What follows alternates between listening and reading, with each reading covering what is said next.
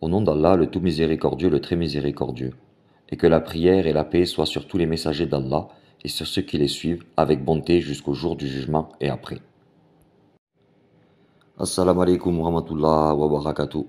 Ce bayan a été publié par l'imam Nasser Mohammad Al-Yamani le 13 Rabi Azani 1435, correspondant au 13 février de l'année 2014, selon le calendrier officiel de la Mecque, intitulé « La fatwa véridique pour celui qui a manqué la prière de l'aube pour une excuse », suivi d'une note importante. Je dis que si les médecins sont préoccupés par une opération chirurgicale visant à sauver la vie d'un patient et cette opération dure de l'aube jusqu'à la deuxième moitié de l'après-midi, alors il aurait permis de regrouper les trois prières. Al-Jar, prière de l'aube avec Dor, prière du midi, et Al-Asar, toutes faites au moment de la prière d'Al-Asar. Et celui qui s'est endormi avant l'aube et ne s'est réveillé qu'à l'heure de la prière d'Al-Asar, à la période de la deuxième moitié de l'après-midi, alors il lui est permis aussi de faire la prière d'Al-Jar, regroupée avec la prière d'Al-Asar et de Dor, regroupement a posteriori.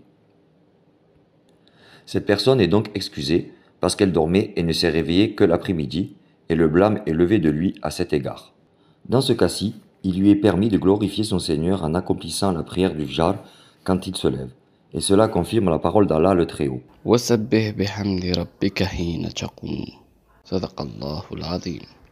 Parole véridique d'Allah, Surat At-Tur. Votre frère, l'imam Al-Mahdi Nasser Mohammad Al-Yamani. Note importante. L'imam Nasser Mohammad Al-Yamani, le 16 Rabi Azani 1435, correspondant au 16 février de l'année 2014, selon le calendrier officiel de la Mecque. Note importante. Ceci s'applique uniquement à quelqu'un qui a dormi pendant tout ce temps sans l'intention préalable, c'est-à-dire suite à une fatigue, une veillée tardive ou à l'épuisement.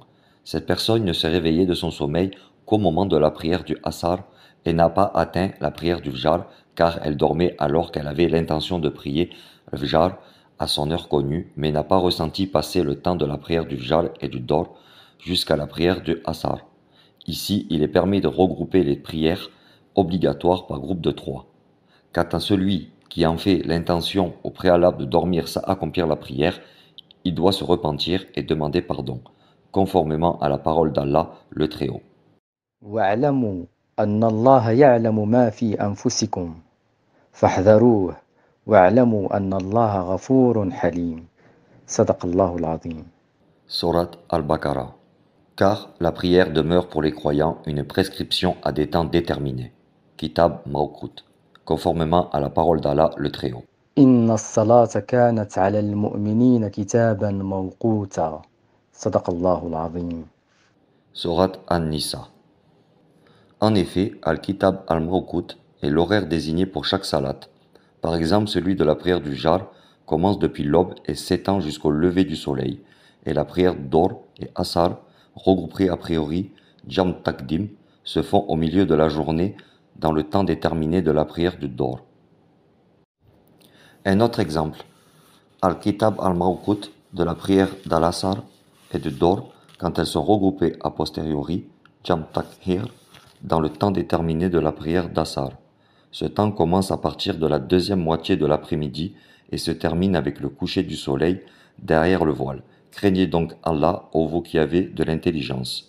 Et paix sur les messagers et louange à Allah, Seigneur des mondes, votre frère l'imam Al-Mahdi Nasser Mohammad Al-Yamani.